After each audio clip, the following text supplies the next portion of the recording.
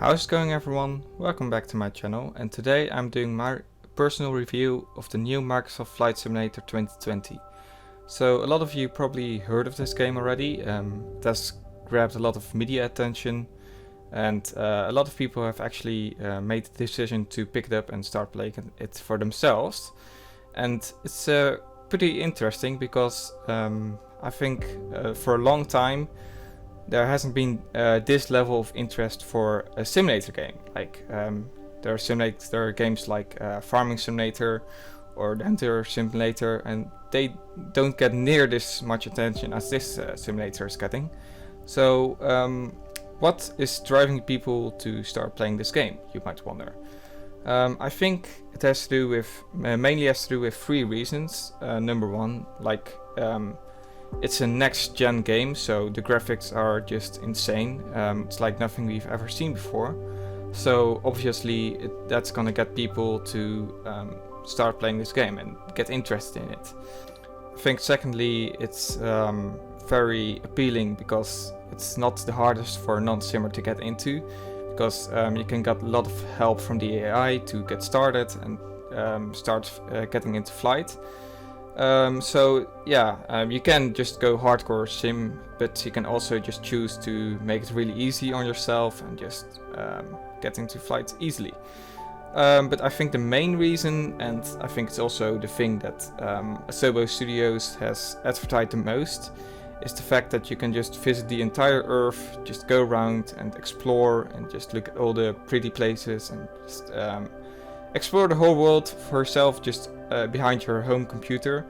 And especially now with you know, the whole pandemic stuff going on at the moment, you know, just being able to sit behind your computer and open Microsoft Flight Simulator and go around anywhere, I think it's very appealing for people. So for that reason I actually got it for myself, and this is what I want to say about it. So first up are the graphics. Yeah, so I think the graphics are amazing, of course, but you know, I think the reason why it looks so good is mainly because of the weather system, which is outstanding, and also just the little details in the cockpit and all that stuff.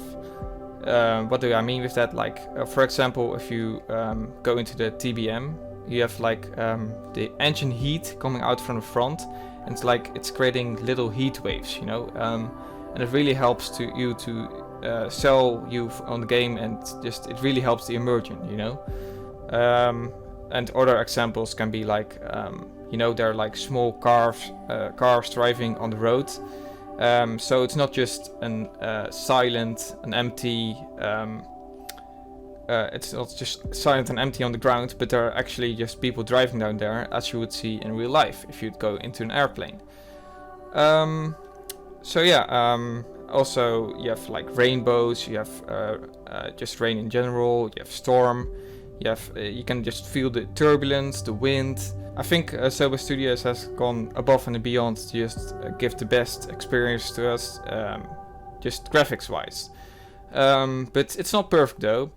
If you go too close to the ground, you can see that sometimes there are glitches, like the ground just goes up, all of a sudden you can see under the map.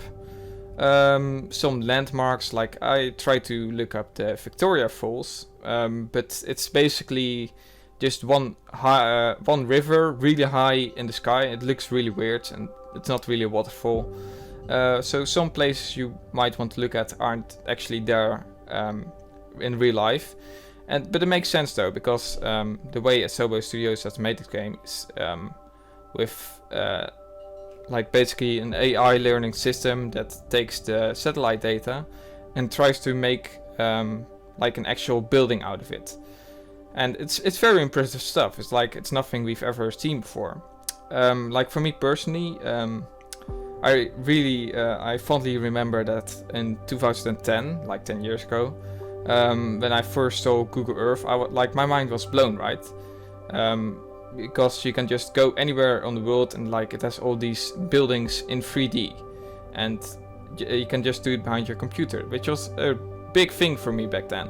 But since then, there's never really been that next step that would bring like Google Earth or like Bing Maps in this situation to the next level. So I think with Microsoft Flight Simulator 2020, it has brought it to the next level by just making all the buildings 3D and putting all the rivers in place. So yeah, it's definitely impressive stuff, but yeah, it's not perfect because it's not handcrafted, so there are bound to be quite a lot of troubles.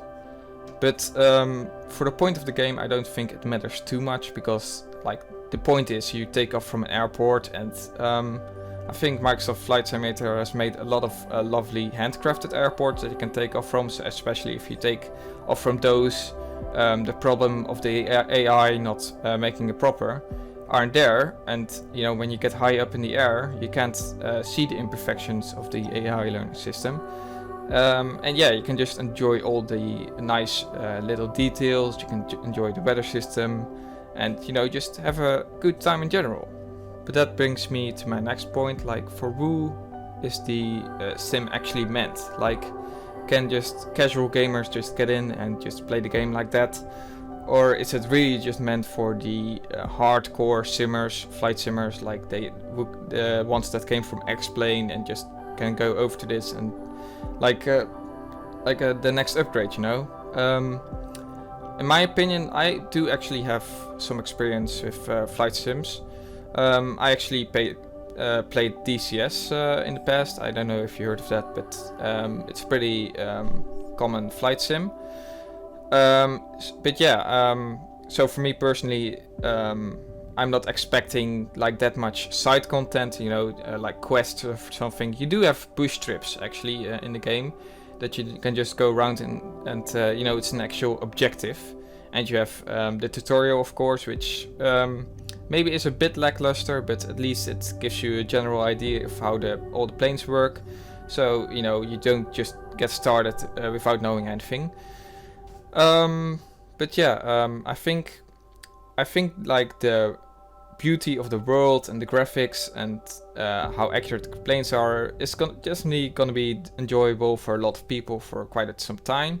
But I don't think it's gonna last forever, because with these kinds of games, you just have to be patient. You know, when you're high up in the air, you don't have to do that much. So yeah. Like you can definitely just try to get into the hardcore stuff, you know, like taxiing and all the pre-flight activities. You can try and learn that, which is quite a challenge. So you know, it's something to strive forward to. But yeah, I think it's gonna be enjoyable for a lot of people, but it's definitely not like any other normal game, you know, where you have a quest and you can have all these activities. So yeah, that's my opinion about it, I think. So that brings me next to the price of the game. At the moment, you have the standard edition, the deluxe edition and the premium deluxe edition. The standard edition has 20 airplanes and 30 airports. The deluxe edition has 25 planes and 35 airports. And the premium deluxe has 30 airplanes and 40 airports. Handcrafted ones. So I think a lot of people have faulted the game for the high price, because the standard edition is $70.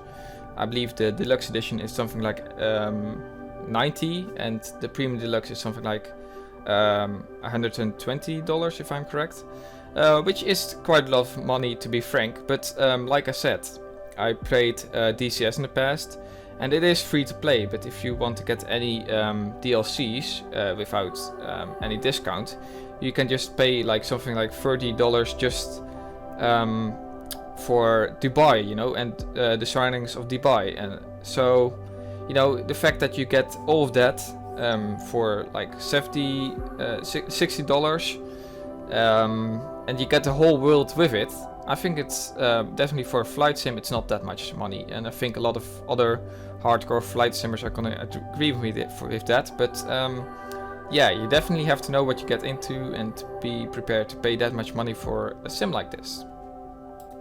So yeah guys, I hope you enjoyed me making a video again. I know it's been a long time, but you know, I just felt like making another video, making a review of this game. And yeah, if you want to see more of this content, please consider subscribing and maybe putting a comment. But anyways guys, that was it for today. I hope you enjoyed the video and see you next time.